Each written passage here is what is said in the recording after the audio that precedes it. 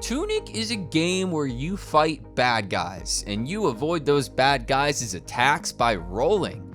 You can rest at statues that heal your health, but if you die to an enemy, you lose a portion of that money right where you died, and if you fail to retrieve that money before you die again, you'll lose it forever. You're even able to level up your stats if you're able to meet the item requirements and have enough in-game money that can be used as sort of an XP. Now, I know what you're thinking. That's just Elden Ring. But Elden Ring's pretty good, right? Tunic takes inspiration from so many games, but to dwell on that would not only be a disservice to it would mean you big dumb. You wake up on a beach, you gotta find 3 glowy things, yeah, you win, Zelda. It doesn't mask the fact that it takes inspiration from Dark Souls or Zelda, it celebrates it. I mean, do you see this? He's wearing a tunic. The game is called Tunic. Why do I have to tell you this? Tunic takes the games that have inspired video game culture over the last 2 decades, sewed them into its core and ran with it, branching out into its own original world, story, and language. Tunic has its own language. How do you not play this game? Mom? I was extremely worried when I first opened this game and pressed the start menu. I thought, uh-oh, this bad game? Then I saw that there was a baby mode and thought, uh-oh, this baby game? Then I met my first mini boss and was like, this not baby game.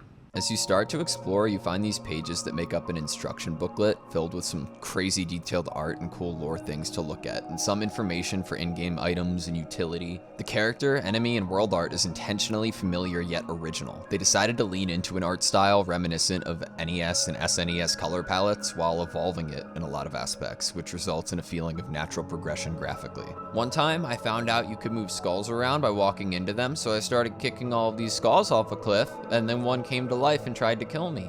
You acquire different items and equipment over time that you can use in-world and on enemies, including this. I thought this was just a flex you could do on enemies after you beat them, but realized at the end of the game you could throw them in a well and gain inventory spots for these cards. I was exploring this one time and thought my game broke because then I realized, oh no, my health is going down, but not just my health, like my health, but then you get a gas mask that you put on that stops that, and it looks like this. Then you're like, this game is fun. This is fun, nice game. Then this happens.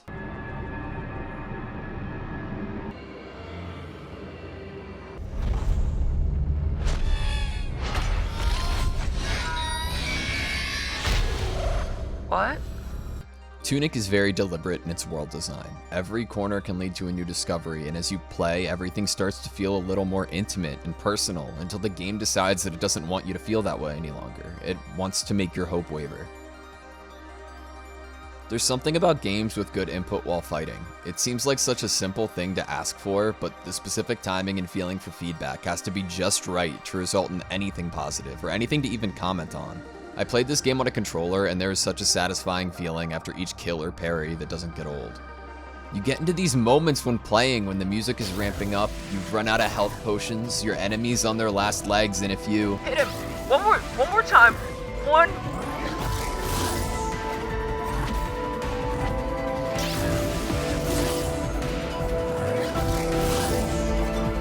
I did it! Tunic is played in an isometric view, which means instead of this, it's like this. This reminded me of a phone game called Monument Valley, and I was like, uh-oh, this is a phone game, but then I saw this. Yeah, especially with puzzle games, I find there's nothing worse than a puzzle game where either throughout the entire game or at some point, they just make it hard to tell what's going on.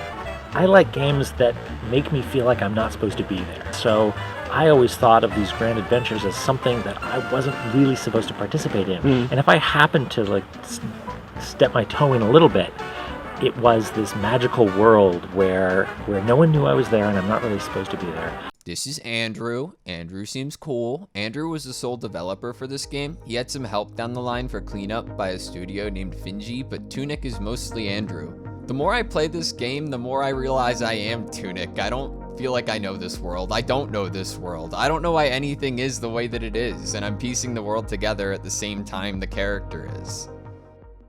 Ultimately, a game designer does not care about games. Games are merely a means to an end. When people play games, they have an experience. It is this experience that the designer cares about. Without the experience, the game is worthless. It is really easy to say how you would like your game to feel to players. Or maybe the right way to phrase that is, it is really easy to say how you would like the people playing your game to feel. But when you manage to achieve that, it's something worth celebrating. The feelings of curiosity, nervousness, excitement, and sometimes isolation culminate in an immersive experience that makes you feel.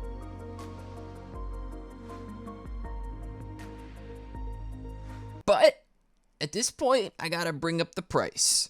$30 is a lot of money for a game. You know, it's not as much as these AAA studios out here charging for games that are a lot of time trash, but when you choose to make your game $30, you're actively saying, my game is going to cost more than this, this, this, this, this, and this. And that's a big thing to say. At this point in the game, I was thinking, I'm good. I collected the 3 triangles. It was kind of hard, whatever. I'm gonna beat the boss, then I'll make my video on it.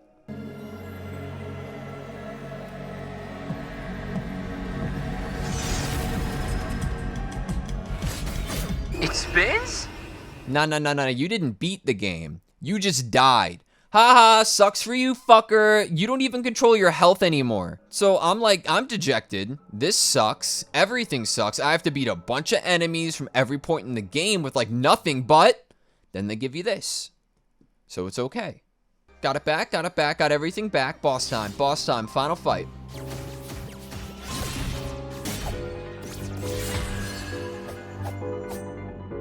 Fuck.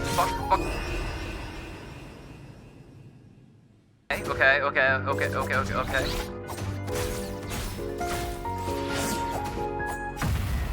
I did it! What? No.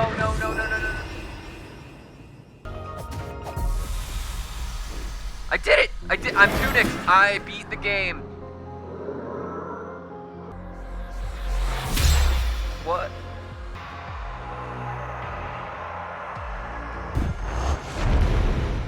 This is sad.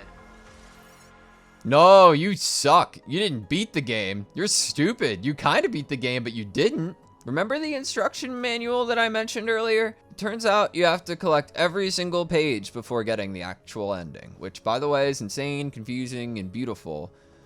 But these pages are fucking arduous. Sometimes you have to go to places and type Konami codes that you find in previous pages into your D-pad at a certain place in the world to unlock a secret door in order to get a page. And at one point, you need to collect a bunch of something else to even get a page. So you need to decipher something on a curtain in a house into a code on the D-pad where you have to account for each line as an input and every line that has a double line as a double input.